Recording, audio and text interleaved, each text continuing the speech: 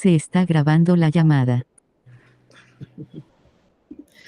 Buenas tardes, estamos aquí en el Seminario de Estudios Permanentes sobre las Mujeres en el Centro Universitario de Tonalá, en la Universidad de Guadalajara, recibiendo a la doctora Liliana García de la Universidad de Guanajuato, quien es una especialista en temáticas de cine y de estética y de filosofía con perspectiva también de género.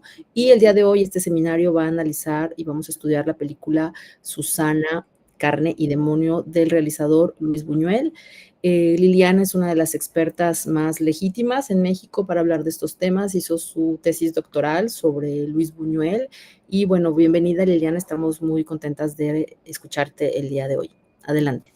Gracias, Cristina. Pues yo estoy también muy contenta cuando me escribió Cristina para comentarme de esta selección de películas. Me emocionó mucho ver a Susana, Carne y Demonio, en esta selección. Y bueno, ahorita en un momento, quizá cuando estemos platicando, me gustará mucho saber por qué, por qué eligieron esta película, que ya a mí de manera personal me parece, bueno, me gusta mucho, la he disfrutado mucho y también me parece que es una película muy, muy interesante.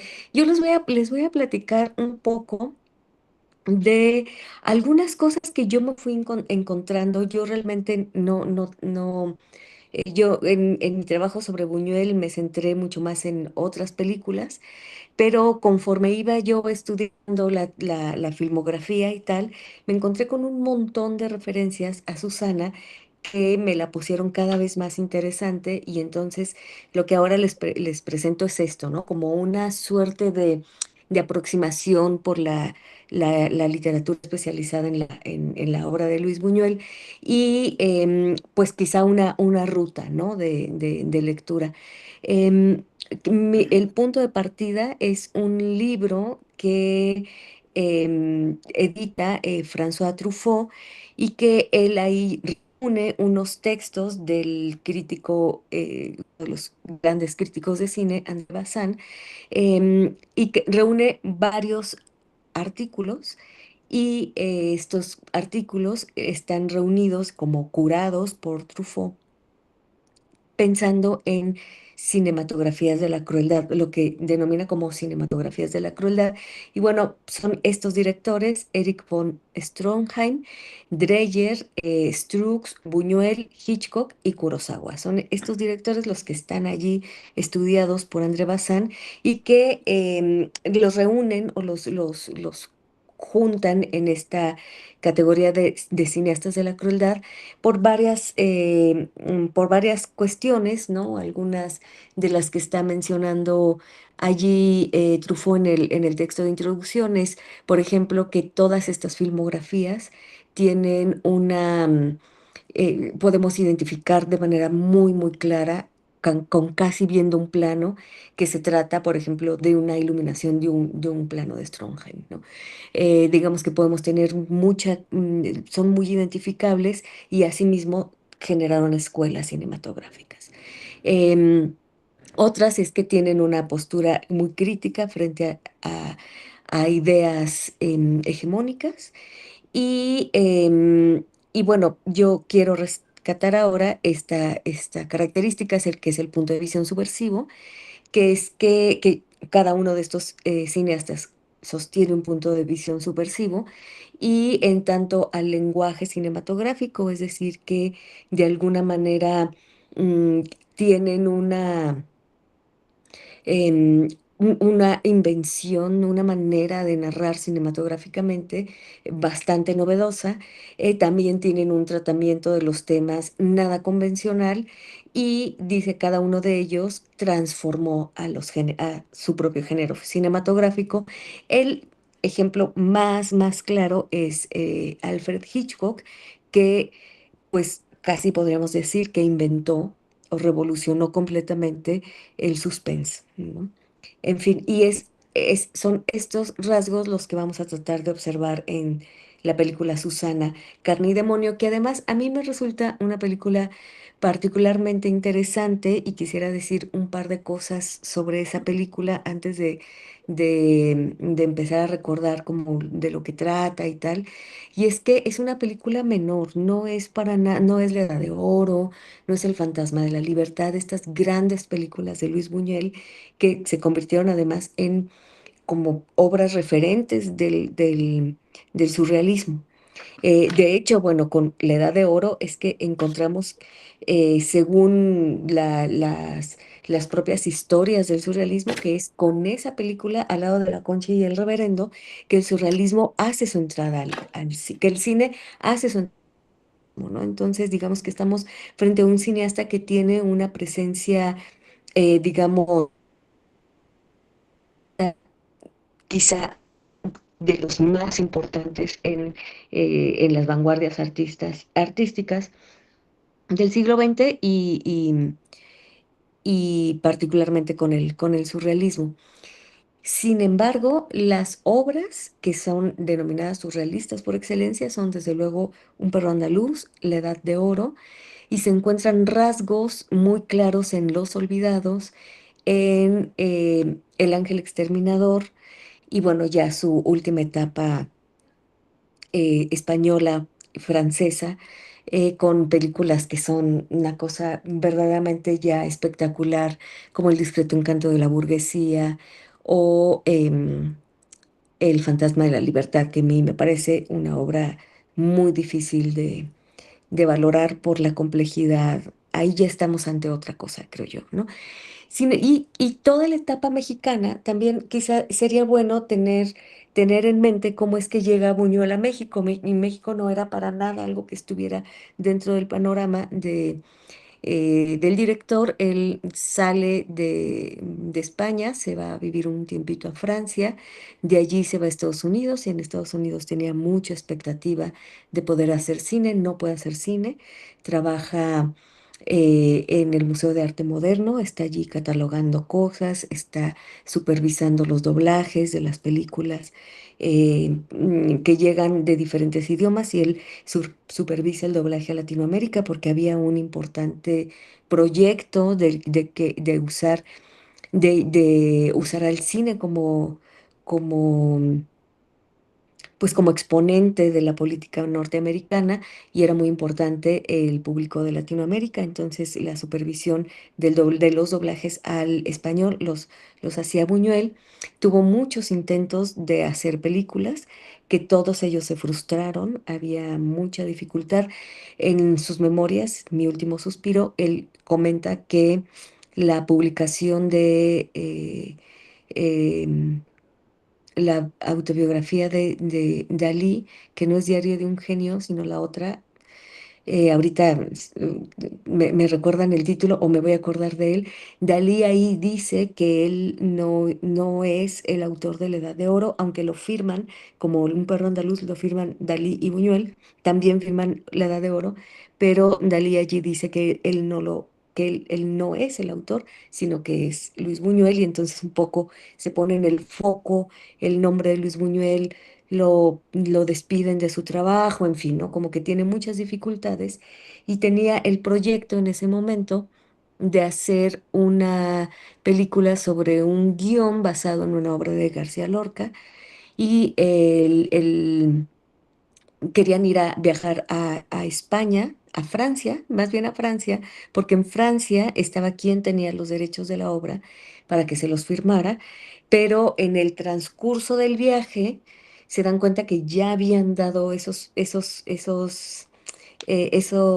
derechos, entonces que ya era imposible la película y la persona con la que iba le dice, ¿sabes qué? Yo necesito hacer una escala en México, acompáñame, y es así como pisa el país. O sea, y que a mí me parece bastante interesante pensar que el azar lo trajo acá y el papel que tiene el azar en la creación artística de las vanguardias y particularmente en el surrealismo, cómo se aprecia al azar y bueno, es así como llega él. Se van a comer con Oscar Dasinger y Oscar Dasinger, el productor ruso, que que estaba radicando en México, le propone que se quede a hacer cine. Y es así como decide venir a vivir acá, se queda y aquí vive el resto de su vida, acá muere y tuvo oportunidades de irse ya cuando volvió su fama y su prestigio. Tuvo muchas oportunidades de irse y las rechazó, se quedó acá por razones más o menos misteriosas, pero aquí lo que vino fue a hacer películas. Mm, Tenía muy claro que era difícil hacer películas como La Edad de Oro, entonces iba a hacer películas un poco que se sumaran a la gran industria cinematográfica mexicana en ese momento. Él llega que en el 48, estábamos en pleno cine de oro. Eh, bueno, ya cine de oro hacia su etapa de auge, hacia el final, ¿no? Y él, bueno, llega, hace El Gran Casino, que es una comedia ranchera con tangos, con 2 estrellas, eh, con Jorge Negrete y esta chica, argentina, bueno, hoy no me acuerdo de los nombres, esta gran actriz argentina, cantante, bueno, después hace fue un fracaso taquillero, Gran Casino. Después hace El Gran Calavera, que fue un éxito taquillero, una muy bonita película, también con Fernando Soler. Sin embargo, pues no era para nada lo que Buñuel quería hacer. Y entonces estaban pensando hacer una película, una que se llamara Mi huerfanito jefe, sobre el último cachito de la lotería que vendía un niño. Y se lo están platicando a Dasinger y Dasinger dice: ¿qué tal que mejor haces algo más interesante y más tu tipo? ¿Por qué no haces una película sobre los cinturones de pobreza en México? Y es así como surge la idea de hacer Los Olvidados, que está pensada como su gran regreso cinematográfico, una obra muy compleja, una gran obra, y donde hay mucha presencia del surrealismo.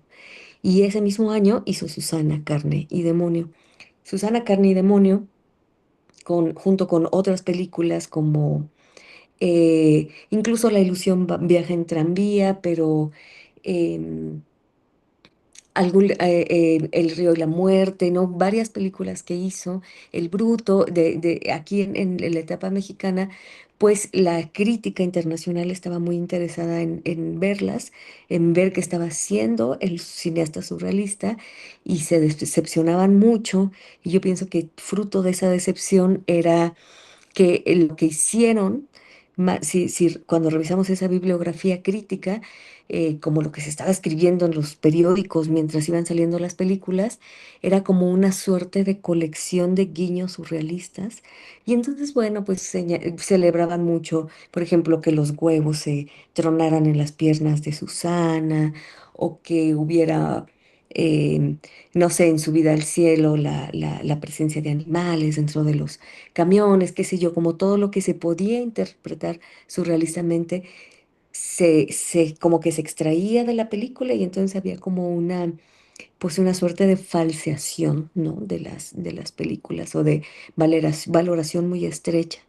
Si a eso le sumamos que el propio Buñuel dijo que él no veía ningún valor, ningún interés en esas películas y hasta las clasificó como películas alimenticias, es decir, yo las hago para comer, pues eso, digamos, como alimentó también la crítica que estaba tratando o se postraba de esa manera frente a estas películas. Y bueno, ahí se ha hablado mucho, ¿no? De Javier Herrera lo dice, de lo dañino que es escuchar al autor hablando de su obra, porque en este caso lo que por le hicieron más caso al dicho de Buñuel que a las propias películas, no sé si me explico, ¿no? Que es siempre como toda una discusión estética clásica, ¿qué vamos a tomar? Que si el autor tiene, o la autora, tiene la última palabra sobre su obra, ¿no? Em, y en este caso, el dicho del director, pues un poco que fue en contra de la propia obra.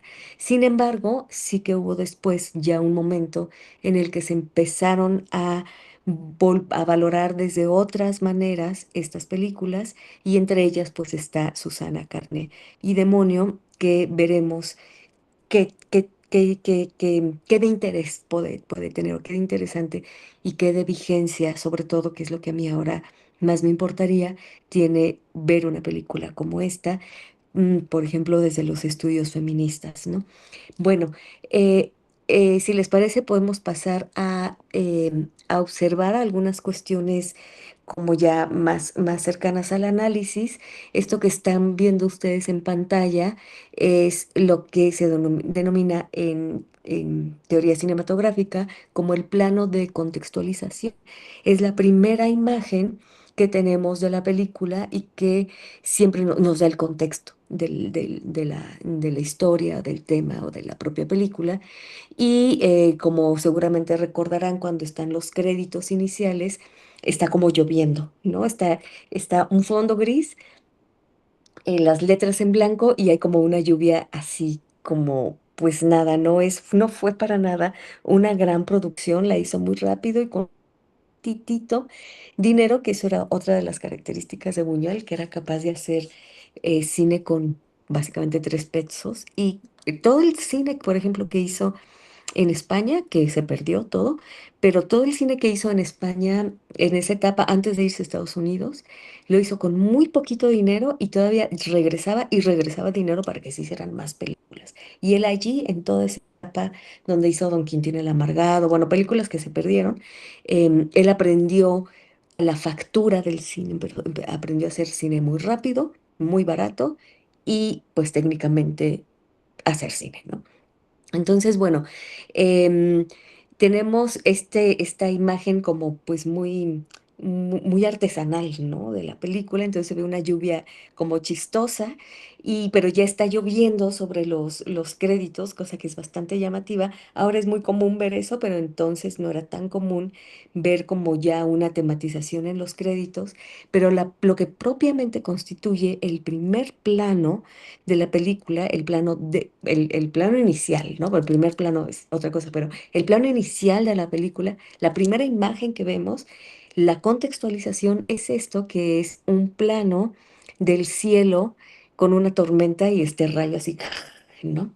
Y eso es bastante significativo porque casi siempre en cine, y no solamente en cine, pienso que también pasa algo así en literatura, incluso en música, las primeras cosas que propone la película, en este caso, en caso del cine, la primera secuencia, la secuencia que inicia la película, nos pone ya los términos en los cuales vamos a firmar o no el pacto ficcional. Nos está diciendo, esta es una película que sobre tormentas, sobre em, amenazas, ¿no? Sobre divinidad, ¿no? Porque es casi el rayo de Zeus ahí atravesando la pantalla. O sea, pensemos que además esto se veía en cines enormes, un rayo atravesando ahí toda la pantalla, entonces tiene más como connotaciones divinas, ¿no? Entonces, bueno, pues tenemos esto que es el plano de contextualización. Yo había pensado, Cris, que si podíamos volver a ver, pero quizá no sea la mejor idea porque si esto se sube a YouTube, podemos correr el riesgo de que nos lo veten, volver a ver aquí nosotras la secuencia de inicio. Entonces, en lugar de hacerlo, nada más quisiera recordarlo y preguntarles, compañeras, si alguna de ustedes se acuerda cómo empieza Susana.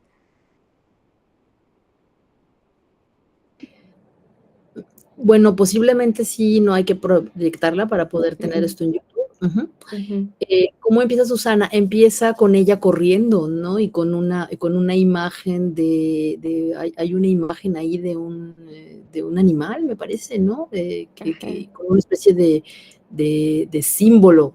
Y ella diciendo, bueno, ahora, una araña, me parece que son arañas. ajá, Y creo que ella dice, ahora sí me voy a poder escapar, ¿no? Me parece ujú. que empieza con ella desfavoridamente, una mujer que sale corriendo. Sí, sí, sí, es un inicio muy interesante y que además parece que también podemos, como en todas las secuencias de inicio, podemos encontrar bastantes claves en ellas, y es que después de estos planos de la tormenta, vemos que le están metiendo una celda, está en el reformatorio de mujeres. Y la primera imagen que tenemos de Susana es una rebelde que la tienen que encerrar y las custodias están diciendo, ahí enciérrala para que se le quite, ¿no? Entonces es como una fuerza, mm, una mujer que está, que está muy, muy fuera de sí. Y dentro de la celda tenemos imágenes como estas. La que tienen a la izquierda es cuando recién le cierran la puerta y entonces a mí me interesa mucho recuperar este emparejamiento gráfico. En cine llamamos emparejamiento gráfico cuando tenemos dos figuras que son similares y aparecen una y otra vez a lo largo de la película y a veces corte y tenemos otro objeto. Un ejemplo muy, muy claro de esto es el final de la secuencia inicial, otra vez de 2001, Odisea en el espacio, donde están estos simios que acaban de descubrir la herramienta, que es como un fémur, un hueso, y entonces en la euforia, este simio la avienta, la imagen sigue el hueso que está por los cielos dando vuelta, corte y vemos un satélite que tiene la misma figura alargada del hueso. Ese es un emparejamiento gráfico, ¿no? Entonces, bueno, acá tenemos emparejamientos gráficos interesantes. Buñuel trabaja mucho con ellos, como el famoso emparejamiento gráfico del ojo y la luna, la novela Navaja de un perro andaluz, ¿no? Entonces, pues si pueden ver en la puerta, en la ventana de la puerta de su celda, se dibuja una cruz y ella está muy atormentada y está ahí muy, muy enojada, muy desesperada de estar dentro de esa celda. Y luego de la ventana del exterior está entrando la luz pues yo me imagino que sería luna llena, porque es muchísima luz, y entra, eh, hace la sombra de otra cruz, ¿no? Entonces tenemos ahí ya varios elementos que nos pueden confirmar esta primera sospecha de que aquel rayo inmenso tenía connotaciones divinas, ¿no? Porque tenemos una insistencia visual de, por ejemplo, una cruz y además ella le habla a Dios en ese momento allí en la celda, diciendo, tú me hiciste como soy, como hiciste a esa araña a la que se refiere Cristina, ¿no? Como le hiciste a ella, y ella no tiene la culpa de ser como es, yo tampoco tengo la culpa de ser como soy, así es que déjame salir, obra un milagro si te atreves, dice eso Susana, y entonces es como retando a Dios de una manera como muy blasfema. Y esto que tenemos al inicio de Susana y que llama mucho la atención, lo que tenemos es una de las muchas citas o puestas en escena de el Marqués de Sade, que es otro de los grandes referentes del surrealismo, que es un argumento sadiano como tal, ¿no? O sea, es el argumento de la acción malvada humana habría que valorarse tal como se valora, por ejemplo, un desastre natural, ¿no? Si la naturaleza, dirían los personajes libertinos del Marqués de Sado, son mucho más asesina, la naturaleza es mucho más asesina que nosotros. Y entonces llevan este argumento literal que está aquí puesto en el guión de manera casi invisible, ¿no? Digo que si no tenemos a Sade tan cerca, difícilmente se puede relacionar esta entrada como una entrada sadeana.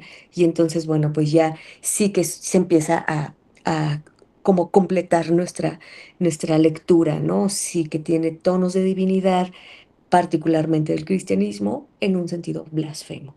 Entonces, cuando dice, déjame salir si puedes, se vence la reja de la ventana y entonces ella sale reptando como dicen ahí en la conversación con José de la Colina y Pérez Turrent, que ustedes leyeron, como una serpiente, ¿no? Entonces ya tenemos otro elemento más bíblico cristiano que sale Susana como reptando como una serpiente y entonces llega a la casa, a la hacienda, donde tenemos otra cruz, ¿no?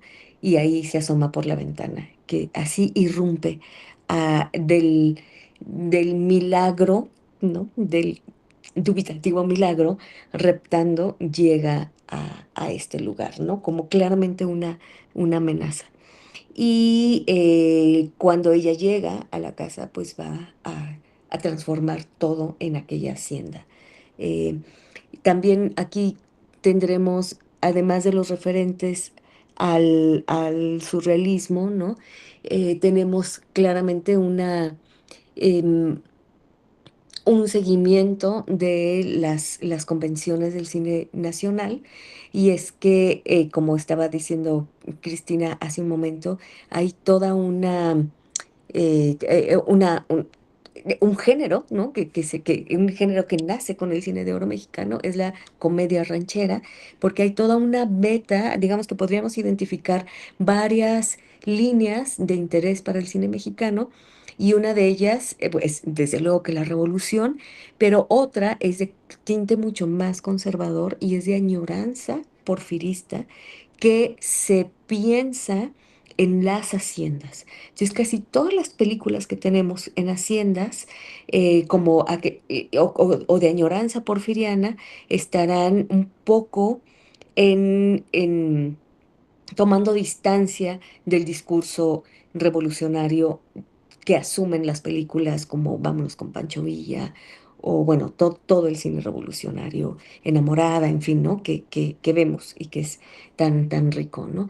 También La Hacienda tiene otro tinte interesante en el cine mexicano, y es que, como señala Aurelio de los Reyes, en México pues no tenemos aristocracia, ¿no? No tenemos este pues como una clase que se pueda referir de esas maneras, y en su lugar se pensó a la hacienda, ¿no? Entonces, pensar a la hacienda como esta suerte de abolengo, de buena familia, ¿no? Entonces, claro que la hacienda entonces estaría hablando o expresando estos valores em, de las buenas familias, ¿no? De las familias no solamente adineradas, sino con eh, digamos, como con una moral que se resiste a esto que le está pasando al país con la modernización y el crecimiento exacerbado de las grandes ciudades. Entonces, bueno, irrumpe Susana dentro de este nicho, y pues llega así, ¿no? O sea, llega además una Rosita Quintana muy guapa, y llega además toda enlodada, bueno, llega, imagínense, toda sucia, desvalida e inconsciente. Básicamente un plato servido, ¿no? Es decir, em, pensamos mucho ahora, bueno, ahora que estamos pensando otras películas, ¿no? Pero como hay toda me estoy refiriendo como a un seminario de cine, que estamos trabajando acá en Guanajuato. Pero como hay toda una erotización de la mujer triste, ¿no?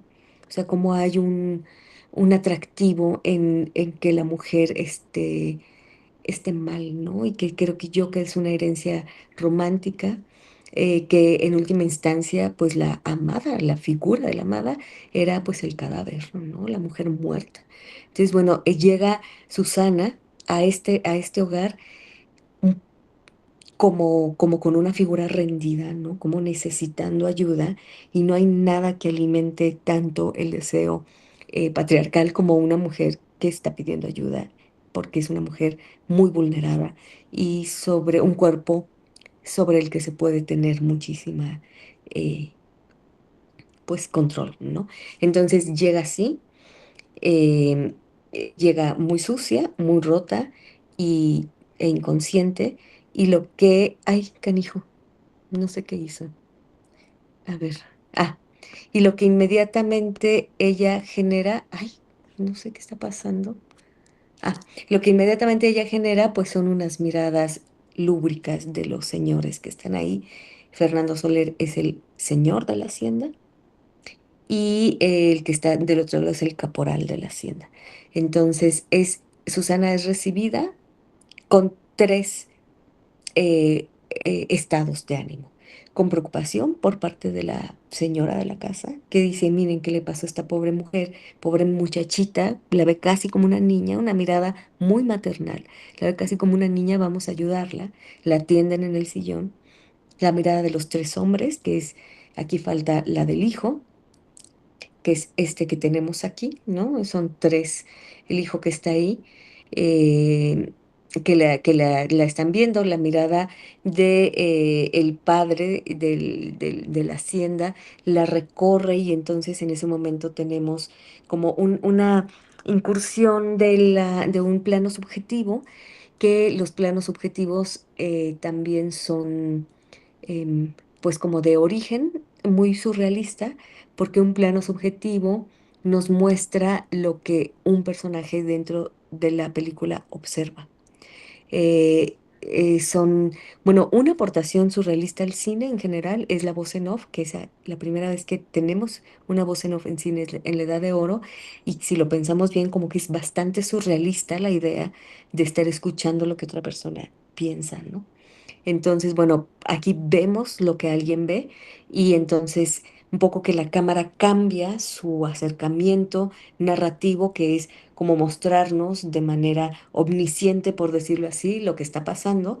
Y, y entonces vemos y la cámara recorre muy lúbricamente el cuerpo semidesnudo, muy revelado por la lluvia que, que pega las ropas a la figura del cuerpo de Susana, y hay así como un barrido, ¿no? Muy lúbrico sobre su cuerpo, que es, entendemos lo que está viendo en el contraplano el padre, que se le ve que se le mueven los ojos y después lo que está viendo el caporal es como ese mismo sentido, pero ya no barriendo el cuerpo, sino literalmente saboreando, ¿no? O sea, lo vemos haciendo un gesto de, sí, de como cuando algo se te antoja, ¿no? Como que... y bueno, entonces tenemos esas dos miradas sobre Susana. Aquí todavía no se nos revela la mirada del hijo, la mirada de la madre, que es muy maternal, y la mirada de Felisa, la trabajadora doméstica, que ella lo que ve es que entra un demonio, ¿no? Eh, y bueno, pues tenemos esto aquí puesto. Estos son los primeros minutos de la película y después se va a ir desarrollando pues lo que va pasando con la entrada de esta mujer en la hacienda. Y bueno, lo que ustedes ya vieron, ¿no? Cómo ella va en el espacio moviéndose y conquistando a todo mundo, ¿no? Y bueno, podríamos decir entonces que la situación narrativa es transparente, presenta por su parte al cuadro de una familia que funciona convencionalmente y la irrupción de una mujer que la pone en crisis. Esa es un poco como la premisa de la película, ¿no? Una posible lectura es ver la presencia de Susana como una puesta a prueba de los lazos familiares, la tentación que finalmente es superada, y al regresar Susana a la cárcel, todos vuelven a estar unidos, ¿no? Es decir, una posible lectura de esta película es esta, como ver una lección moral, una prueba a los lazos familiares y a los principios más consagrados como el arrepentimiento y el arrepentimiento por parte del esposo y el hijo, que el hijo va a entrar en conflicto con su padre para pelear el amor de Susana, entra en una rivalidad tipo Fyodor y Dmitri de los hermanos Karamazov por la mujer, y la traición del esposo al, al correr a la esposa para que Susana se haga la, la señora de la casa, la traición también del caporal de no velar por el bien de la hacienda porque él se entera que Susana es peligrosa y no les dice nada con tal de él poder quedarse con ella. Y bueno, entonces todos ellos traicionan, todos ellos se arrepienten y cada uno es perdonado al final, ¿no? Entonces podría leerse así la película, que bueno, es algo que está ahí, ¿no? Como, como em, una prueba a los valores familiares. Em, yo pienso que esto es una capa de la película y aquí me remito a una de las lecturas del cine de Buñuel que hizo José de la Colina, que él define, cree que las películas de Luis Buñuel son como una cebolla, tienen capas, y esta primera capa es un poco lo que se adhiere a las convenciones em, más fáciles de digerir. En este caso del cine mexicano, que tendríamos un melodrama moralista, ¿no? Y que esa película está allí, pero debajo de esa película hay otra película, ¿no? Y entonces, bueno, él tiene esta teoría de que son como cebollas, ¿no? Otra, bueno, si pensamos que vamos a ir profundizando en esa cebolla, pues lo que pasa es que necesitamos claves, ¿no? Que nos indiquen que sí que está esa película que vemos, pero que quizá hay otra más y que sería algunas de esas claves, desde mi perspectiva, sería, por ejemplo, la presencia del Marqués de Sade. Ya a mí eso me pondría un poco a sospechar, ¿no? De que estamos frente a un melodrama con moraleja y también el tono irónico de las situaciones, ¿no? Que es em, un poco llevar al extremo el melodrama, ¿no? Particularmente en el final, feliz, que rayan lo absurdo y la propia figura de la protagonista, que son como, pues no sé, es todo muy exagerado, ¿no? Sobre todo ese final de hasta el potro nació y la yegua se puso bien y todos se van a la ventana a ver y dicen, parece que esto es un sueño y Felicia dice, no, el sueño era el otro, una pesadilla del demonio, esta es la pura verdad de Dios, ¿no? Entonces, poco esos acentos es la pura verdad de Dios, son como que nos dejan más o menos claro que estamos frente a un tono de ironía, ¿no? Y que son aspectos que nos mueven a sospechar que detrás de esta historia, asombrosamente adaptada a la lista del melodrama mexicano, hay una visión subversiva. Y entonces aparece ese otro sentido que es del que hablábamos al inicio, que es el de la crueldad, ¿no? El del tratar los temas de una manera nada convencional. Em, Podríamos hacer algunas anotaciones al estilo de filmación. Y vemos que aquí, por ejemplo, Buñuel abandona el estilo ruso de planos mucho más fijos, de un montaje, mm, digamos, como más detenido, mucho más, em, pues no precisamente de raccord, de continuidad, sino un plano, sino unos montajes que están pensando en elaborar también como críticas, ¿no? Contrastes entre ellos y adquiere un tono mucho más ligero norteamericano, ¿no? La cámara está inquieta, impaciente, tiene casi que el carácter de la protagonista, porque es ella, Susana, quien asedia, quien va por las conquistas, quien colecciona conquistas. Y en este sentido, entonces tenemos un tratamiento muy distinto del tema de la conquista en el cine mexicano. Quien asedia, quien colecciona, pues es Pedro Infante, ¿no?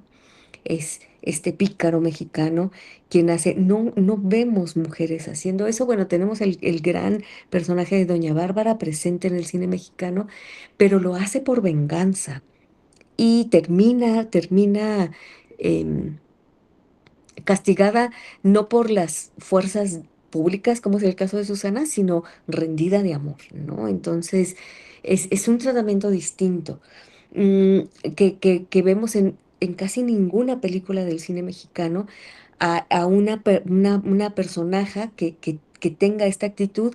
Quizá la otra es la de Lilia Prado en Su vida al cielo, que está asediando al muchacho hasta que consigue acostarse con él y una vez que ya se acuesta con él, este muchacho le dice, oye, ¿por qué no lo intentamos? Y él dice, no, olvídalo, ya tuve lo que quería, ¿no? Entonces, ahí hay otra vez una perversión en el sentido de pervertir, de voltear los papeles, ¿no? Y son ellas, estas dos personajes buñuelianas, em, Rosita Quintana en Susana y Lilia Prado en Su vida al cielo, quienes tienen esta actitud como machirrina, ¿no? Muy patriarcal, muy utilitarista de los cuerpos, ¿no?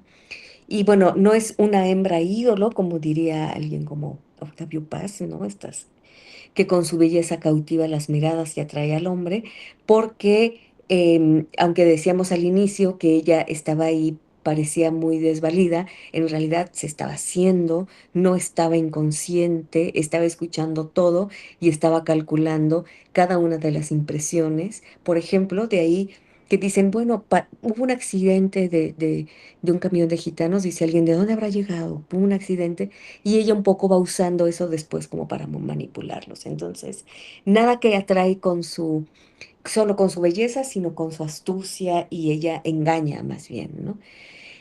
Atrae al hombre, no espera en su casa recatada la llegada de la serenata de la calle. Ella proviene de la afuera.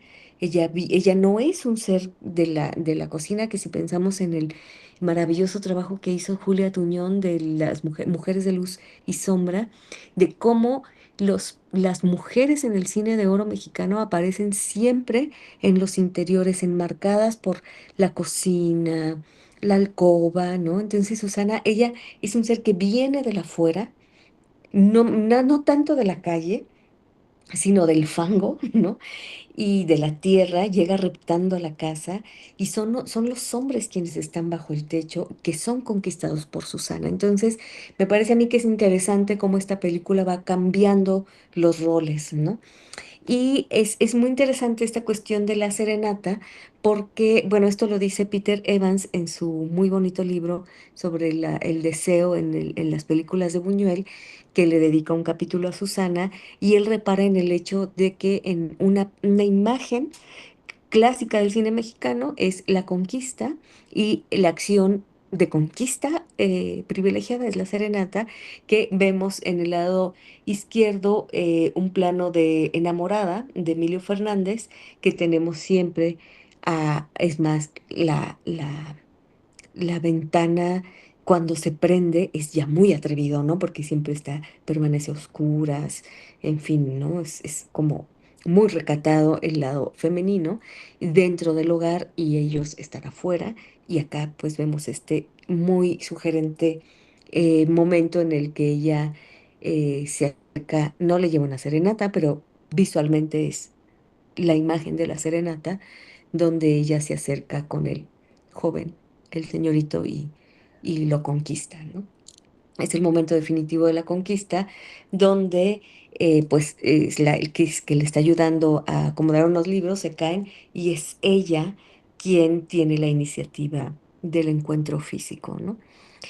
También, este es una interesante, em, digamos, como cambio de roles, porque aquí es ella quien lleva la iniciativa, es ella quien está en el control de la situación, a diferencia de el grueso de las películas del cine de oro mexicano. En el lado izquierdo tenemos un plano de la diosa arrodillada, em, donde siempre este es el típico tratamiento del tema del momento en el que se consuma el amor con el beso, ¿no? Y bueno, tenemos entonces esta manera de estar planteando a la personaje Susana. Y bueno, aquí tengo una cita de Aranda que dice que el verdadero surrealismo de Susana consiste en que el espectador se ha ido poniendo poco a poco del lado del mal. ¿Somos, en comunión con Buñuel, pecadores poseídos por el demonio, perversos? ¿O será que Buñuel nos ha hecho ver que si vamos poniéndonos del lado de la lúbrica Susana y en contra de esos buenos cristianos, es porque despertó en nosotros el sentido de justicia, porque finalmente nos hace descubrir dónde están los valores positivos, la verdad, ¿no? Porque esa es otra de las grandes interpretaciones que se han hecho de esta película, que Susana va conquistando a todo mundo. Primero conquista al caporal, luego bueno, primero a la madre, luego al caporal, luego al hijo, hasta que llega con el, el señor de la hacienda, pero también nos conquista un poco, ¿no? Es difícil que no nos caiga bien Susana, que anda ahí como loquita, ¿no? Por todo, es muy vital además, Susana, ¿no? Em, y bueno, dirán entonces que se preguntarán si acaso cuando simpatizamos con Susana no estamos también en ese momento haciendo adoptando una postura crítica frente a estos valores como tan tradicionales, ¿no?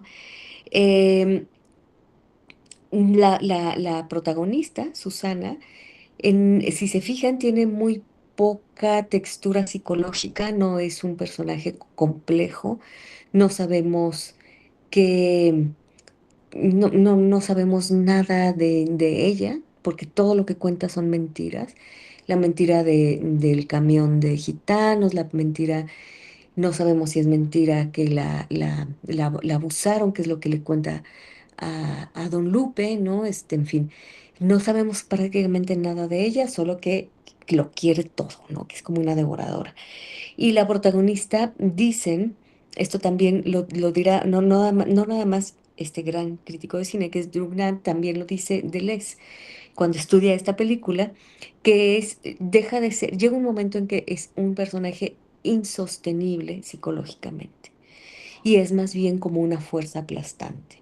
Es una pulsión sexual que por un momento se libra de las cadenas que la aprisionan, pero es como solo un momento, el momento, esos días que está en la hacienda haciendo, revolucionándolo todo, y después vuelve a la cárcel, después vuelve, ¿no? Bueno, o no sé si, sí, seguramente a la cárcel, se la llevan literalmente arrastrando de los cabellos, ¿no? Y bueno, Deleuze, cuando estudia en uno de sus libros sobre cine, la estudia al lado de Teorema, que es el plano que está del lado derecho. Teorema es una película de Pasolini, una gran, gran película, cuya historia es que un ángel, que es este chico que ven en primer plano, es un ángel que llega a una familia y la trastoca de una manera muy fuerte, ¿no? O sea, una de ellas se convierte en santa y hasta como que hay una asunción, en fin, ¿no? Se trastoca a todo mundo y entonces les dirá que el personaje de Teorema y Susana son lo mismo, pero uno es un ángel y la otra es un demonio, ¿no? Pero es más o menos la misma fórmula en ambas películas. Teorema, sin embargo, es una película ya, eh, ya perteneciente al, a un cine de los 70 mucho más pues elaborado, la verdad, ¿no? Y Susana, bueno, se hace en el 51 y es un melodrama mexicano y pasó desapercibida, creo yo, en esta como potencia crítica que tiene, ¿no? Yo, de manera particular, me parece que vuelve a aparecer un poco Sade en lo que le hace a esta figura, que es la figura materna, y lo que la presencia del demonio de Susana, que además Susana quiere decir como pureza, ¿no? En lo que la convierte, ¿no? Y esta, así si la vemos, pues casi que nos recuerda a las ilustraciones de las novelas libertinas, ¿no? De los azotes, por el placer, ¿no? La fruición que siente ella al momento de estar azotando a Susana. Y me parece a mí que este es uno de los planos más impresionantes de la película, o al menos fue a mí definitivamente el que más me impresionó de todos. Y, y bueno, pues un poco con esto voy cerrando. Aquí tenemos el final, que es con un tono irónico y donde todo mundo se perdona, en fin, ¿no? Y tenemos esto que es la pura verdad de Dios, ¿no? Con este final, lo que tenemos es que no nada, o sea, ya tenemos una serie de cosas que han sido pervertidas o han sido transgredidas, el tratamiento de los temas, de los valores familiares, el tratamiento de la figura femenina, tanto en el papel de Susana como una conquistadora, como el papel de la madre que se convierte en una pues gozadora con los azotes, ¿no? Plenamente justificada y quizá el goce vendría de ahí, ¿no? De estar completamente justificada de azotar. Y entonces lo que también se pervierte, lo que también se transgrede es el propio género melodramático, ¿no? O sea, también hay dicen, hace explotar los límites del melodrama y entonces lo convierte, un melodrama convertido en, pues en una apuesta por la lubricidad, en una apuesta por la vitalidad de la vida, qué sé yo, ¿no? Esto Buñuel lo hace no solamente en Susana, Carne y Demonio, esta manera de pervertir los géneros cinematográficos, por supuesto que lo hace en Los Olvidados, y en quizá también en el Gran Calavera, ¿no? Como se han estudiado también bastante en este sentido de qué es lo que le hace esta película al propio género cinematográfico. Y bueno, yo creo que aquí voy a dejar la exposición, Cris, y más bien tú me vas diciendo eh, qué sigue.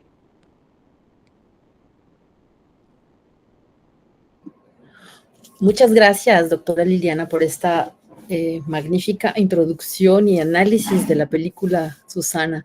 Hay muchas intuiciones, por ahí te manda aplausos ya, muchas intuiciones que nos aclaras. Definitivamente yo me carcajeé, fue el clímax de la película cuando vi los azotes de la mujer cristiana que tanto la defendió.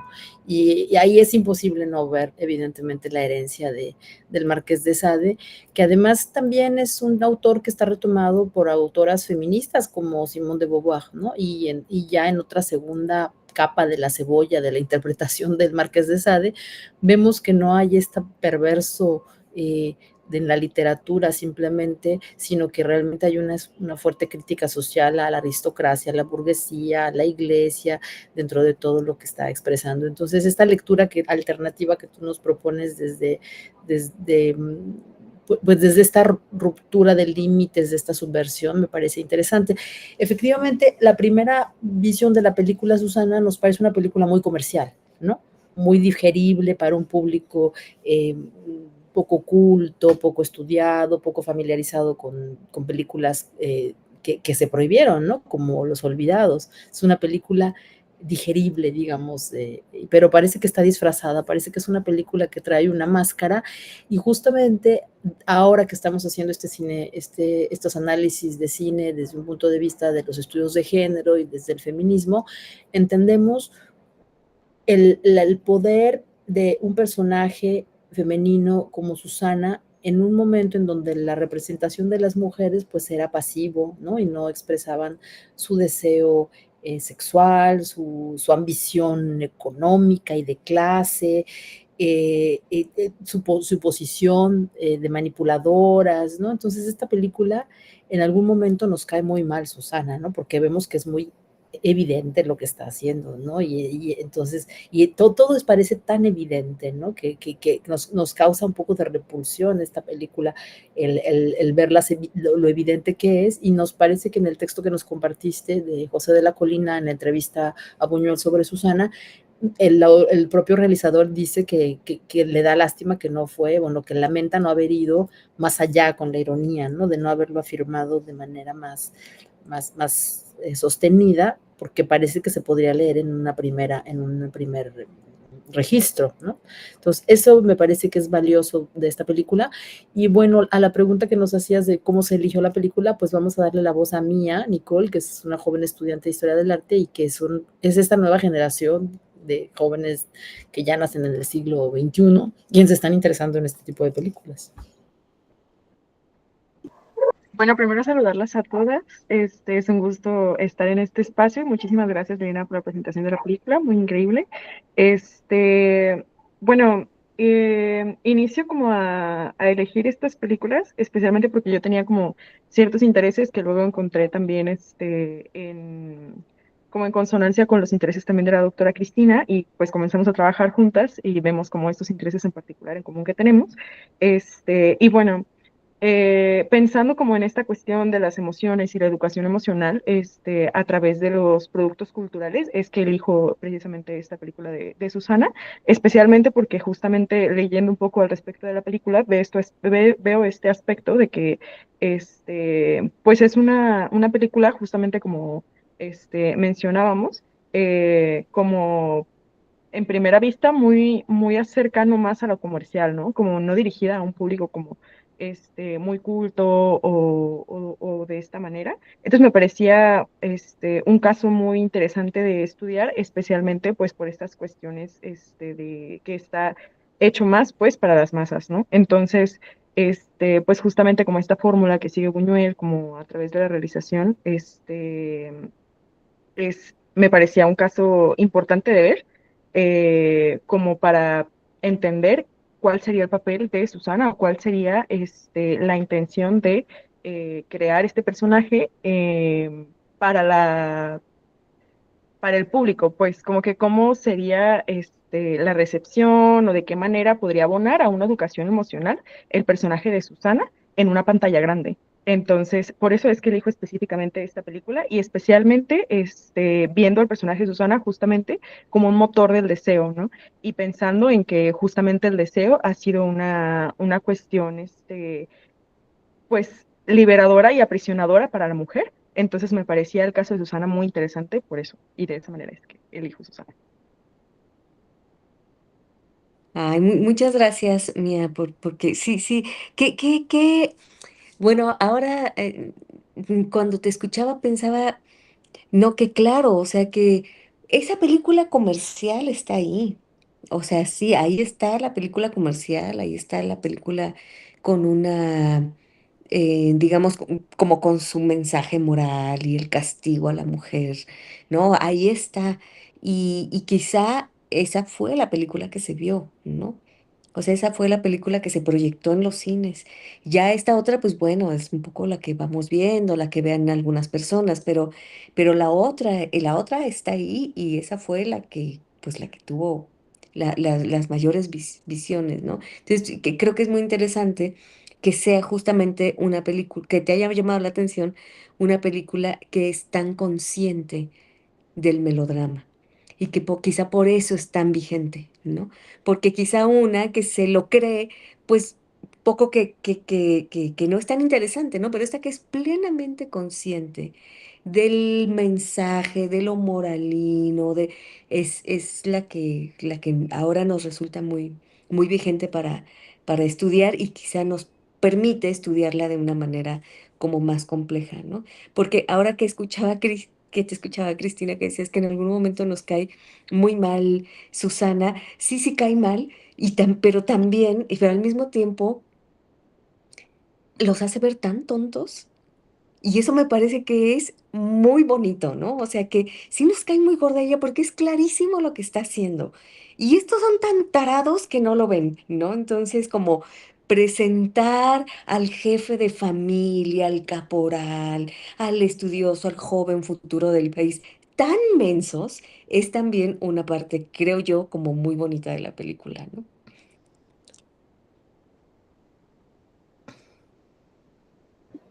Muy excelente. Adelante, Rosa. María Rosa. Bueno, gracias Liliana, porque qué barbaridad. Primero quiero saber si tienes algún, ¿cómo se llama? Curso para aprender a ver cine. Si no lo tienes, podrías montarnos un diplomado para aprender a ver cine. Yo soy pues una espectadora comusísima y yo decía, bueno, pero ¿cómo un hombre como dónde está su genialidad? Hacer películas tan convencionales y tan así, tan según yo. Entonces, bueno, ya fui anotando aquí el primer plano, todo eso, yo no entiendo nada de eso, pero fíjate que una de tus primeras frases como que me abrió, fueron clave para mí. Tú dices que él cuando se incorpora o se viene a México a hacer cine, él se va a tener que adaptar a las expectativas, a las demandas, a las convenciones del cine mexicano y por ende, pues del público mexicano, que era para el cual iba dirigido, ¿no? Me imagino, no sé si el público mexicano en esa época, bueno, creo que era internacional, creo que México exportaba películas, pero bueno, un público común, me imagino. Entonces eso para mí porque una de las cosas que yo observé es que la personaje o el personaje o la personaje, como dices, era rubia, ¿sí? Y yo, bueno, con mi cosa de historia, pues aquella idea, y era la mujer fatal, la mujer seductora, irresistible, era el propio demonio hecho mujer, como eran en general las mujeres. Pero ese papel, al menos durante la colonia, lo hicieron las negras, las mulatas. En las leyes de Indias estaba contemplado por qué ellas no podían vestirse de esta forma, de otra, porque ellas eran seductoras, eran esa asociación de maldad y demonio con mujer, pero se dirigía hacia las negras. Y aquí él va a poner una rubia, un personaje rubio que era Rosita Quintana, que no era mexicana, era argentina, si bien me acuerdo.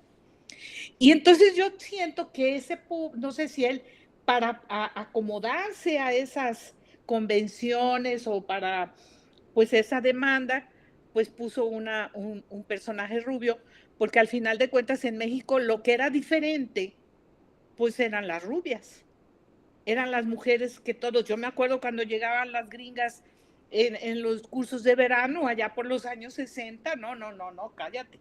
Todas güeras, rubias y todo, y todas las muchachas se quedaban sin novio porque los hombres de verdad se les abalanzaban los muchachos estudiando. Entonces yo me quedé pensando si eso tendría que ver con eso que tú nos dices al principio.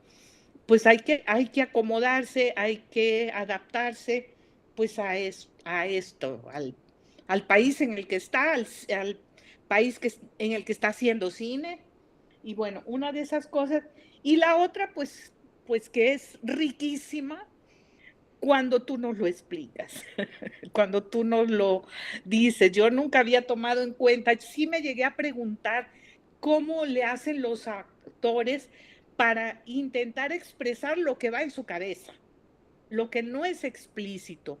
Y ahí tú no lo colocas cuando los tres hombres la están viendo o las personas están observando a esta mujer y cada uno con su propia subjetividad, pero a través de la mirada es que lo tienen que hacer, porque se supone que es lo que va por dentro de ellos. Ese tipo de cosas, pues no, yo no las conozco y por eso yo espero poder hacer un curso que tú nos ofrezcas sobre cómo ver el cine. Gracias. Es una excelente idea, lo vamos a preparar, Lili, para que sea más público y bien.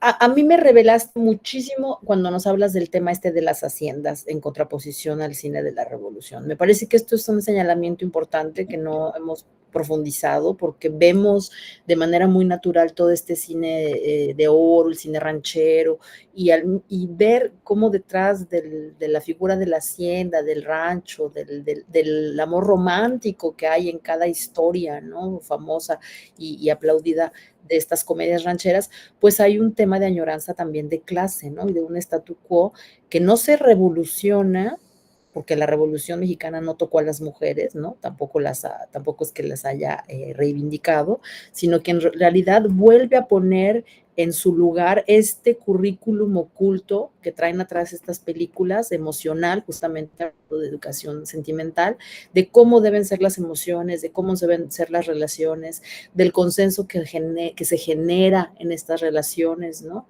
Por las subalternas que son aquí las mujeres. Y entonces, como películas como de ahora, retomando el análisis que haces de Tuñón, como las mujeres de afuera, ¿no? Que Susana sería una mujer de afuera, ¿no? Como La Negra Angustias, que sería una mujer de afuera, ¿no? Y otras películas que podríamos buscar realmente en el cine mexicano. ¿Dónde están esas mujeres de afuera, ¿no? En el cine, cómo ellas transgreden o cambian esta manera de naturalizar las relaciones y de consensuar las relaciones, ¿no? O sea, siendo ellas estas figuras del mal, ¿no? Entonces, esto me parece que desde un seminario de cine y estudios de género, me parece muy importante ver cómo ha ido evolucionando también en la historia del cine mexicano esta figura de lo femenino, ¿no? y toda este señalamiento tan importante que haces de la erotización de un cuerpo victimizado, maltratado, ultrajado, cómo nos lleva al cine contemporáneo, ¿no? De mujeres, como pues todo lo que vemos con el cine de las mujeres ultrajadas, ¿no? Ya de la segunda mitad del siglo XX. Entonces, ¿cómo se traza esta línea desde el principios de siglo, ¿no?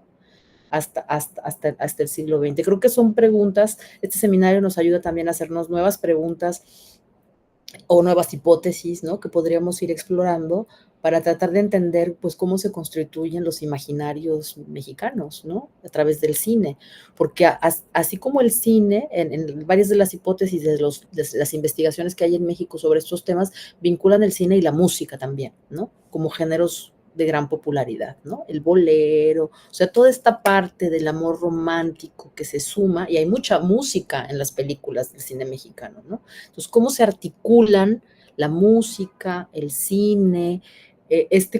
Hablamos de currículum oculto, ¿no? Emocional, y cómo hay películas, ¿no? Y artistas o realizadores divergentes que detonan y que ponen ahí una nota distinta, ¿no? Literaria, perversa, distinta a las narrativas convencionales del cine. Eso es algo que quería llamarle la atención. Y el productor, ¿no? Nos hablabas del Oscar Dasinger, que justamente estudiando estas películas, que es ruso, ¿no? Pero parece que es judío también, ¿no? Entonces, ahí tenemos otra mirada, ¿no? Muy distinta de un productor que le está diciendo a un realizador surrealista y artístico, haz algo diferente, ¿no? A lo que se está haciendo en la propia narrativa judío-cristiana, ¿no? Porque a lo mejor él no lo comparte, ¿no? Y entonces también como hay toda esta visión, digamos, distinta, ¿no? Con otro tipo de sensibilidad por parte de un productor que impulsa que existe otro tipo de cine, ¿no? Y que impulsa a estos realizadores.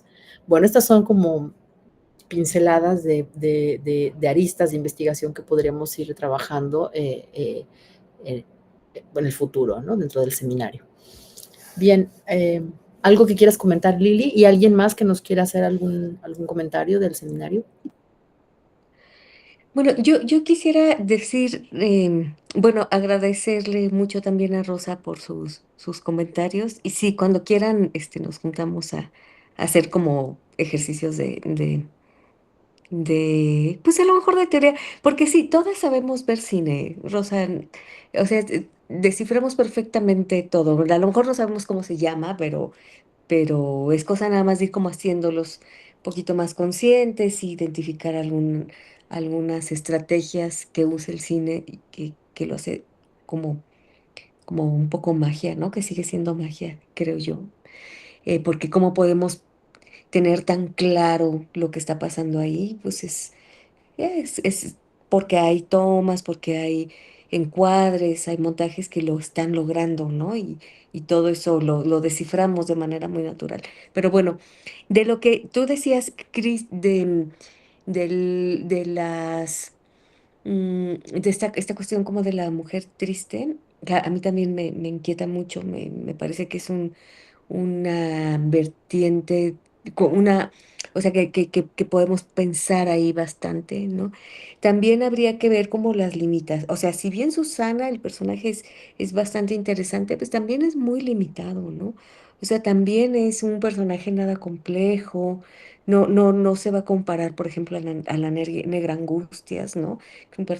O sea, cuando una mujer sostiene la cámara, vemos personajes femeninos muchísimo más completos, ¿no? Y muchísimo más complejos, porque aquí Susana es casi un concepto, ¿no? Casi un concepto jugando en una ecuación, casi como un cuento del Marqués de Sade, ¿no?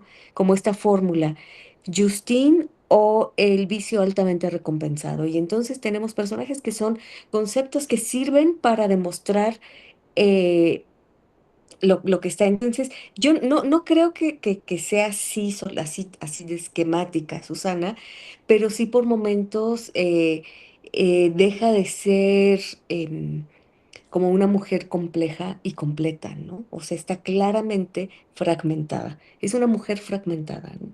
Entonces, sí, ahí tenemos como esas que, que podríamos valorar esas cuestiones al lado de personajes femeninos bastante más interesantes también, ¿no? Cuando una mujer dirige. Luego las producciones son muy limitantes, entonces, pues quien dirige podría hacer bastante más, pero no lo hacen porque la producción no lo permite. El caso de Dassinger es bastante interesante, un tipo muy inteligente y muy ágil también. Y bueno, pero la historia específicamente de Buñuel con sus productores, pues quizá la más interesante es la que tiene con Alatriste, que a la triste le dice, haz lo que quieras. O sea, aquí está el dinero, haz lo que quieras.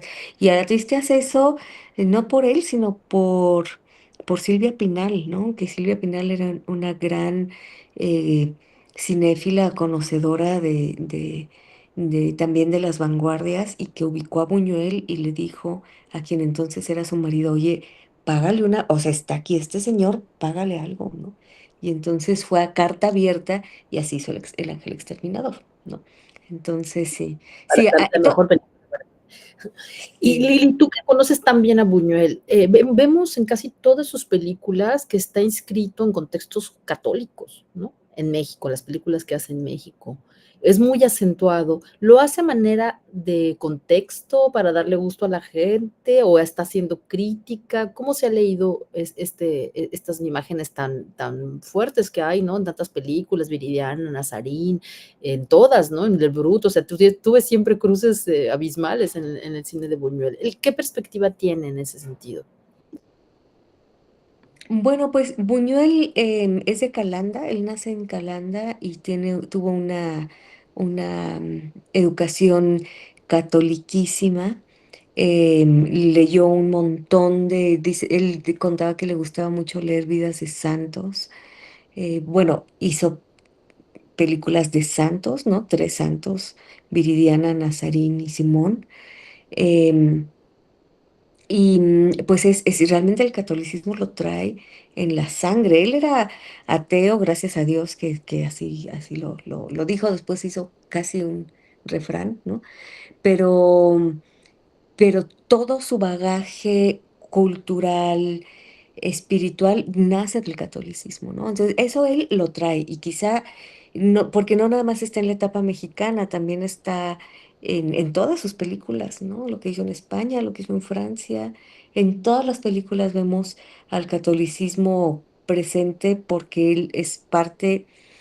Bueno, por ejemplo, escuchamos los tambores de Calanda que durante la Semana Santa sonaban día y noche, los días santos sonaban día y noche en su pueblo, y él los traía a varias películas, ¿no? Al final, el final de la Edad de Oro, que es el final de la novela de los 120 días de Sodoma, la salida de los libertinos del castillo de Schilling, ese es el final de la Edad de Oro, están sonando los tambores de Calanda, ¿no? Entonces ahí tenemos ya bueno, también se han hecho muchos estudios interesantes sobre la plástica buñueliana, que es que sí es surrealista, pero es fundamentalmente española, que está pensando más en cosas como el Cristo de Palencia, ¿no? Hecho de uñas, dientes, pelo, y que por eso es tan táctil, ¿no? El surrealismo buñueliano, a diferencia del bretoniano, que es mucho más intelectual, ¿no? Que todo esto tiene que ver con su tradición española catoliquísima, ¿no? Ujú. Y masónica también, ¿no? Porque hay textos que atribuyen, por ejemplo, ahí en justamente el Ángel Exterminador, en algún momento hay unos gritos judíos y Adonai para salir Ah, sí. del extremo, y entonces le atribuyen, por ahí hay algunos ensayos sobre esta vinculación masónica de Buñuel, ¿no? Rosa, Rosy.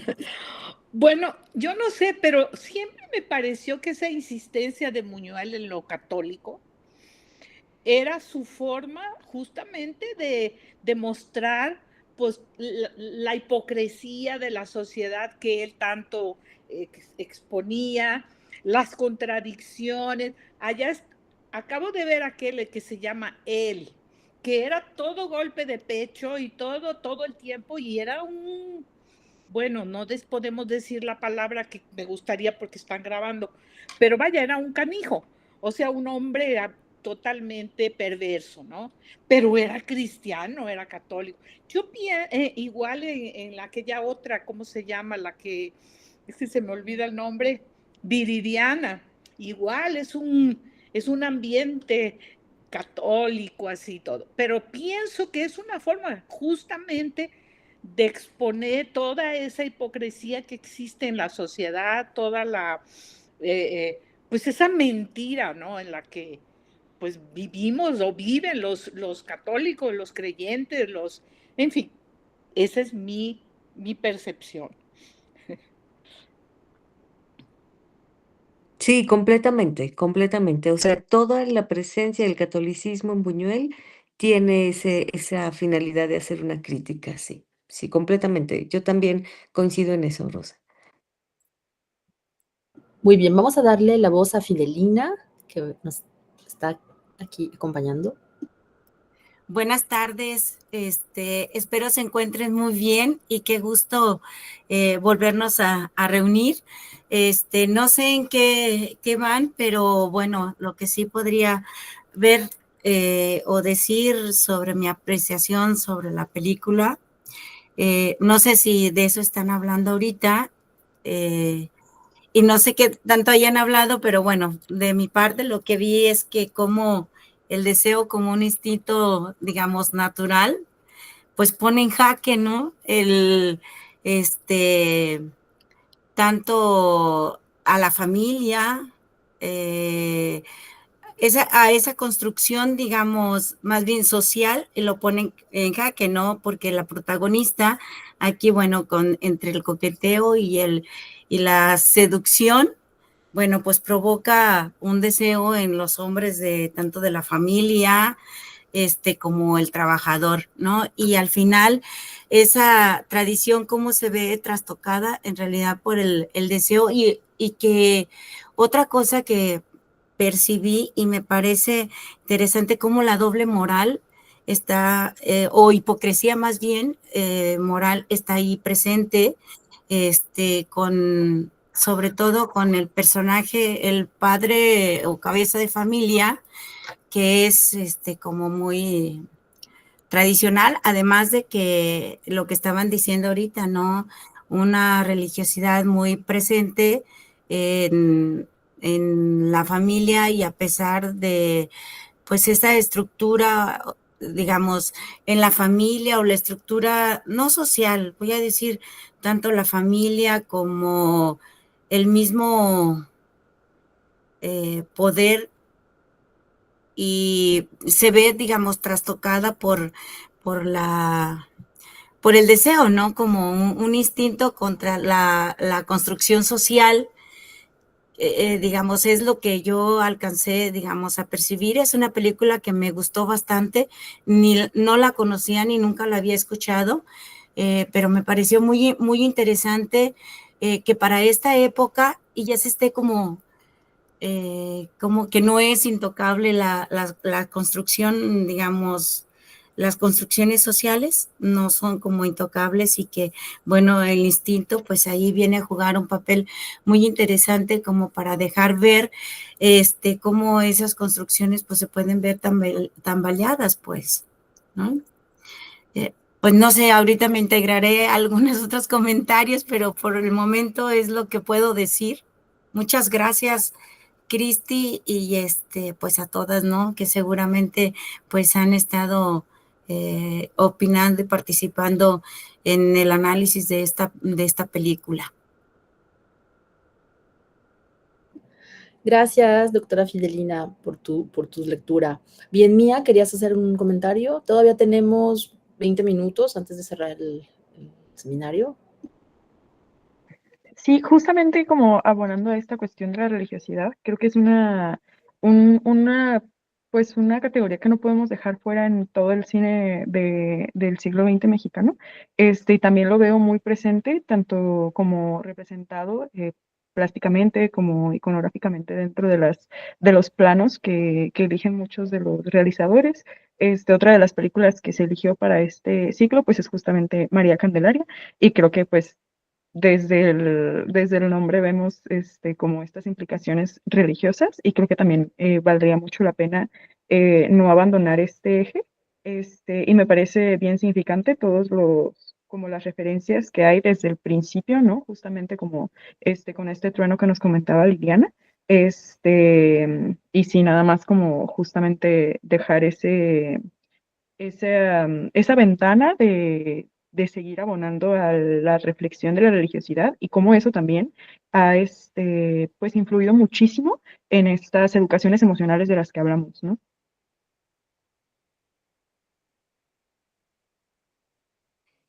Sí, yo pienso, bueno, coincido mucho contigo, Fidelina, y gracias por contarnos cómo ves la película. Sí, como que es una crítica, ¿no? Una crítica muy clara a los valores, digamos, como familiares tradicionales, ¿no? Con la irrupción de, de una mujer a la que sin pudor alguno anda como con la sexualidad a flor de piel, ¿no?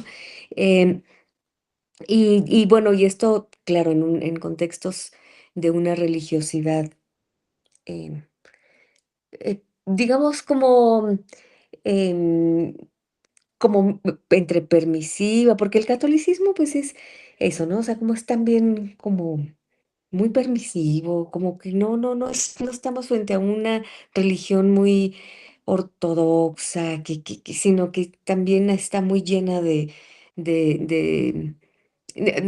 que estoy tratando de evitar decir como mucha hipocresía, ¿no? Pero muchas caras hay en el catolicismo, ¿no? O sea, muchas en todos los niveles, ¿no? Pero yo pienso que ya si pensamos en el caso específico de la educación sentimental y lo que abona la religiosidad y en particular el catolicismo, pues sí está muy presente. em, yo diría que en algunos momentos, en las películas de Buñuel, y habría que ver en dónde más, como una erotización de la prohibición, ¿no? O sea, como está muy erotizado lo recatado.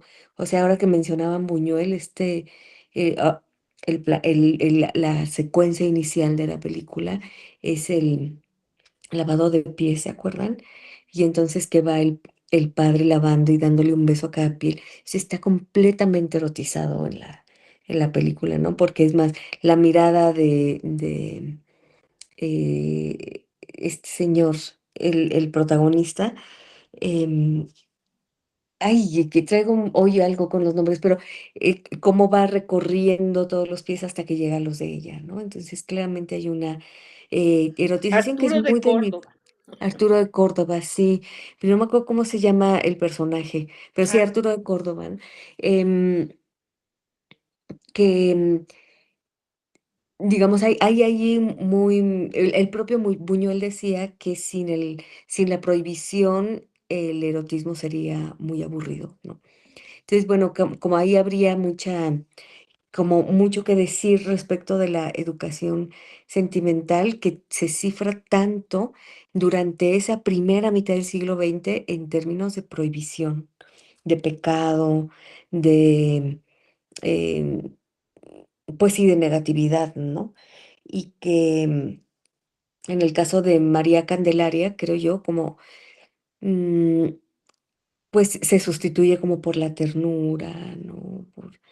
Y por un abuso, en fin, no sé cómo está todo este momento en que la pintan desnuda, pero no es ella desnuda, sino, en fin, ¿no? Como que hay toda una cosa ahí de la pureza del alma, que es también la pureza del cuerpo.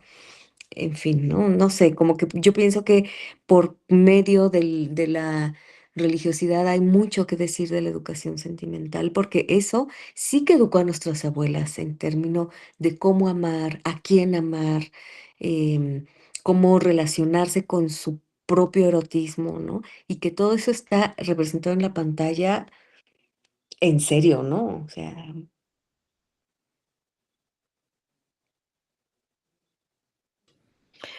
pues por eso yo creo que no podemos hablar en que la religión abona. Yo siento que la religión no abona, deforma, porque no deja que las personas realmente. Acabas de decir cómo todo eso, nuestras abuelas aprendieron cómo relacionarse con su propio erotismo. Es que ellas no se relacionaban con eso porque era pecado. Todo eso, el cuerpo era, como decían, la cárcel del alma. Entonces sabía que el cuerpo se negaba.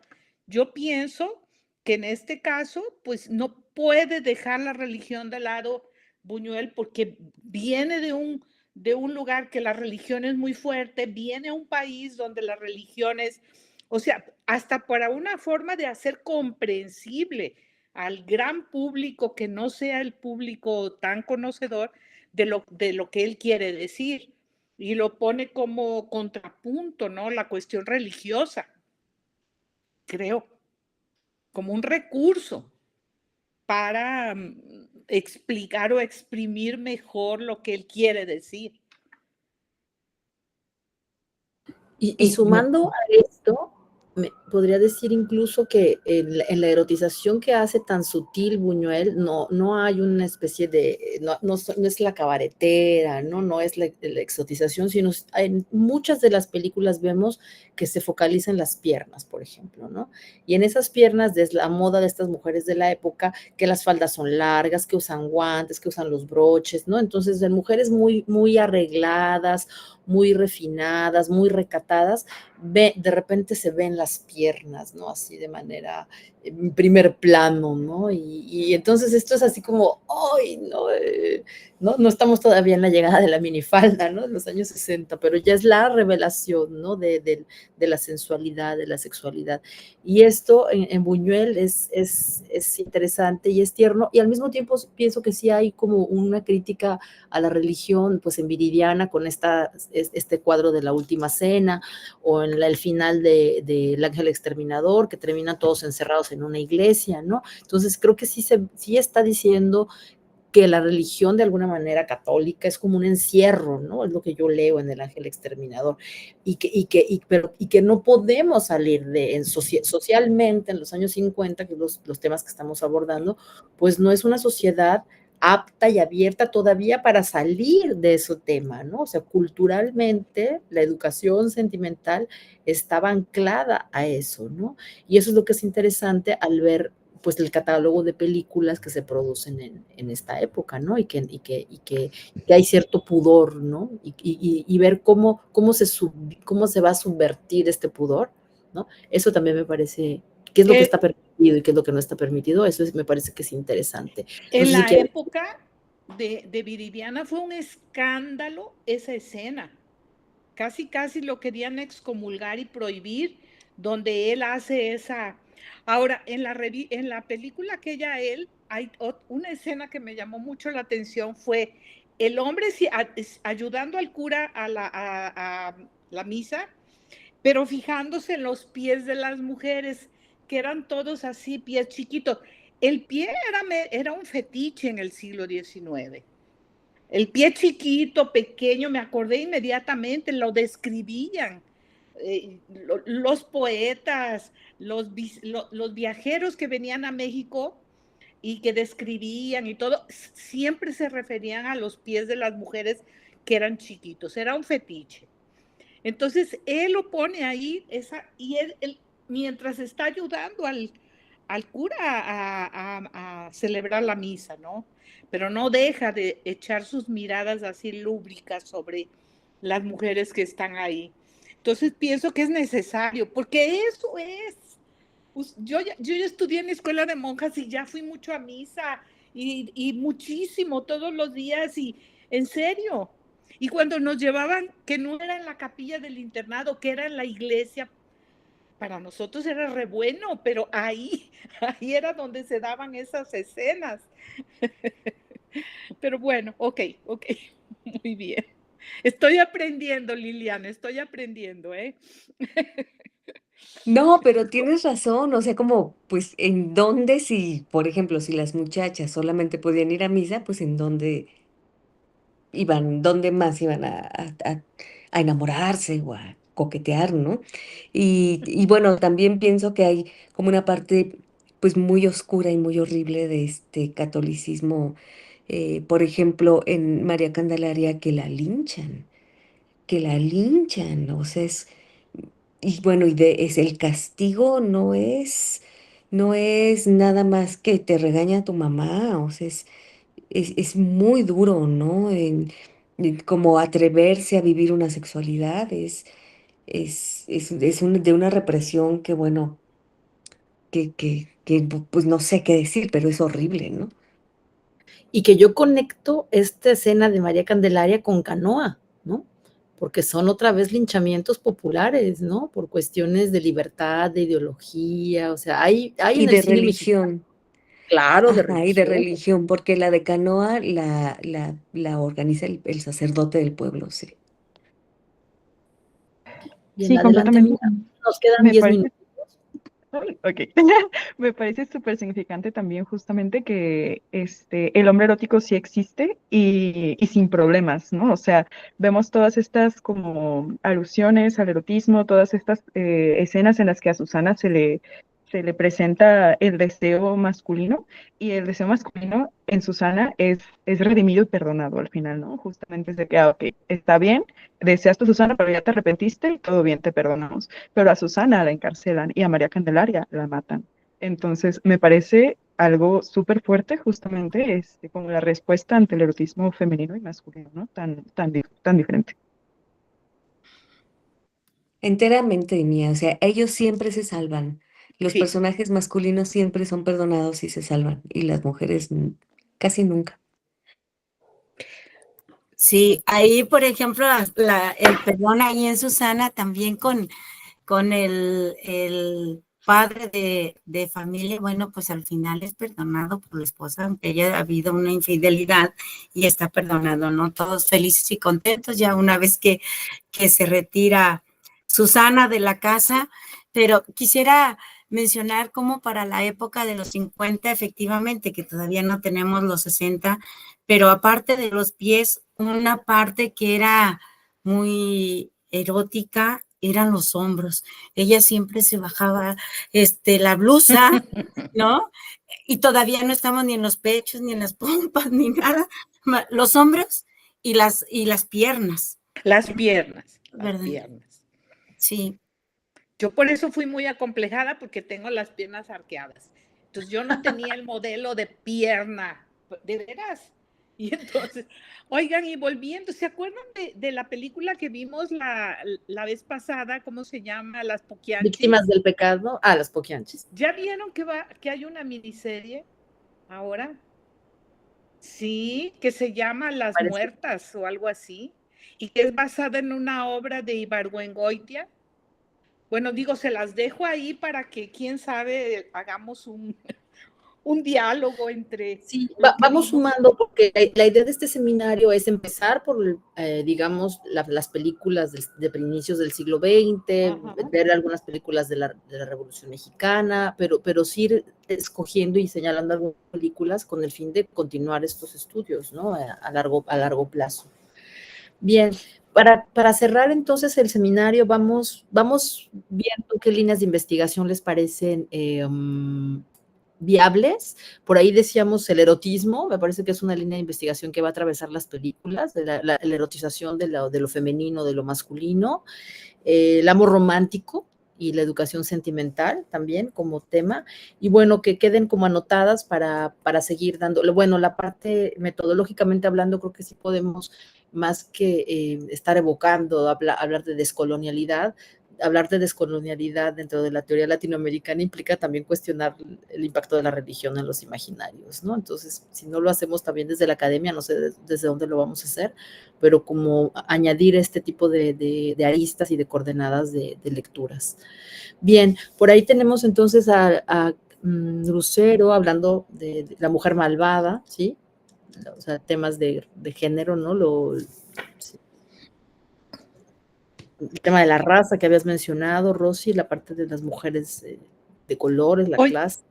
Oye, pero yo no proponía que para este seminario lo de la miniserie, se los comento para quien quiera verla porque en el seminario pasado vimos las Poquianchis y el tema volvió ahora a los medios con las muertas, creo que se llama. Pues Liliana, me parece que tú tienes un proyecto de investigación, ¿verdad? Sobre el tema, y Lucero me parece que se estudió todo el expediente jurídicamente. Mira. Entonces, bueno, bien, entonces aquí está Carla, gracias por estar aquí en el seminario, que es nuestra directora de división aquí en el CUT de Economía. Dice que ya vio las películas. ¿Qué otras películas vienen? ¿Se pueden proponer? Sí, para este semestre están ya 2 películas asignadas, pero para el próximo semestre todavía no hemos definido, y la idea es que pues tengamos un seminario de estudios de cine y mujeres pues de largo alcance, no quedarnos en un año, sino aventarnos 3, 4 años de estudio. Este seminario es permanente, así que, y estamos aquí trabajando, así que creo que tenemos tiempo para ir construyendo, ¿no?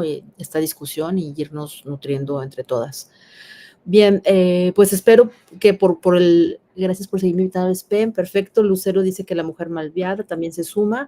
Paulina, no sé si quieras comentar algo. ¿Alguien más que quiera cerrar algún comentario con este seminario? Agradecerte, Liliana, nos encanta siempre escucharte, realmente tú nos orientas de manera muy importante en estas lecturas acá en Guadalajara y pues en todo México, porque esto se va y en todo el mundo, lo vamos a poner en el YouTube, ¿no?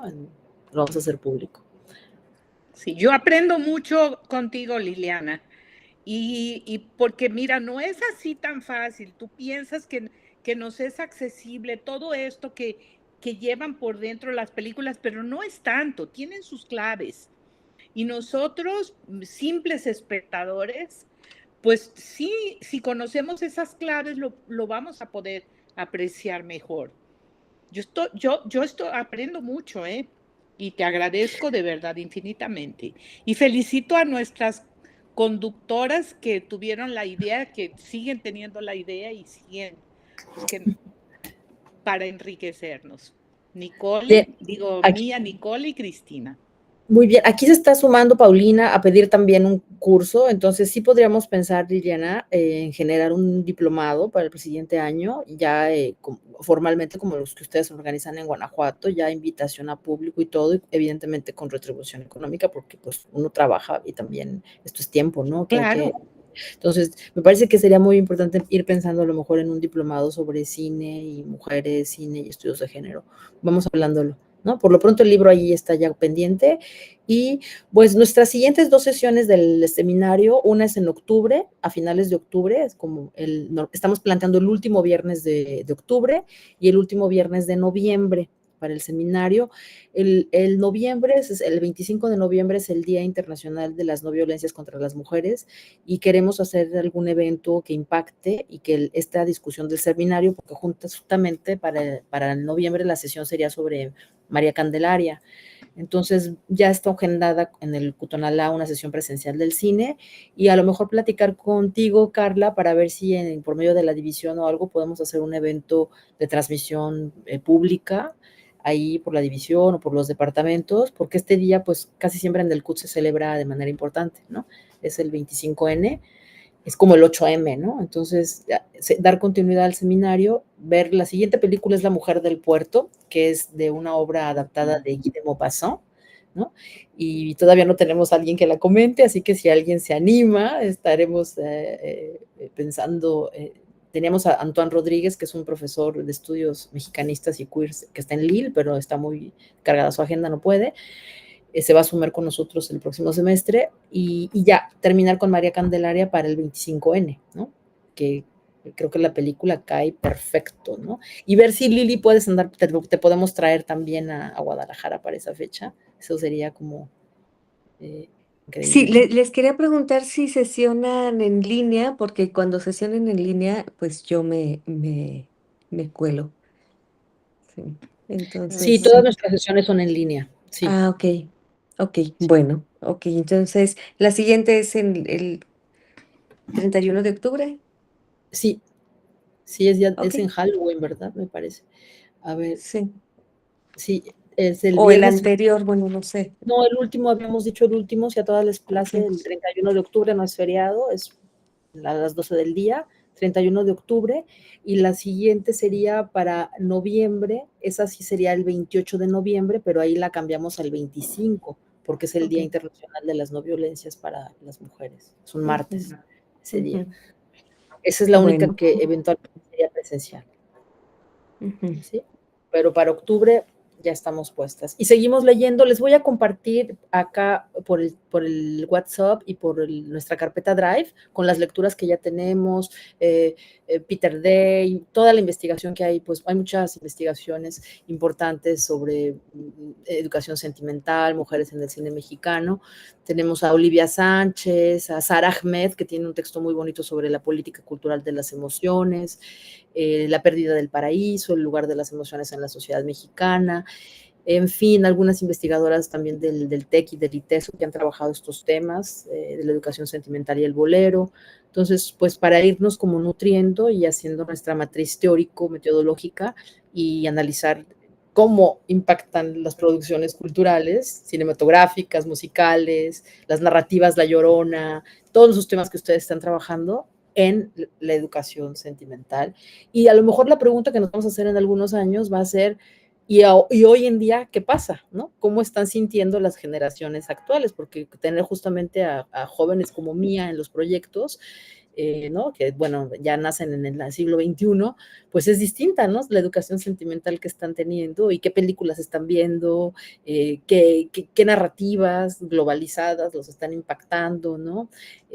A las nuevas generaciones ahorita, las niñas que están viendo películas coreanas, ¿no? En donde también vemos que los estereotipos ahí siguen, ¿no? Ahí siguen, ¿no? Lo femenino, lo masculino. Entonces, esto creo que podemos llegar hasta analizar películas como esta de las cazadoras de demonios y el K-pop, que está tan de moda, que en algún momento dado pues siguen hablando de estos temas, ¿no? Entonces, este seminario ya empezamos con el cine, bueno, ya habíamos empezado con Liliana, pero nos lo vamos a seguir trabajando como línea durante algún tiempo aquí en el SPEM, ¿no? Bueno, pues les agradezco mucho a todas este espacio. Gracias, Lili, y sobre todo a ti por abrirnos. No, gracias a ustedes. No, gracias a ustedes. Además por haberme hecho regresar a Susana, que me encanta, me divierte mucho. Chao, chao. Bye. Hasta luego, colegas. Muchas gracias. Hasta luego, gusto en verlas a todas. Buena tarde. Buena tarde, chao.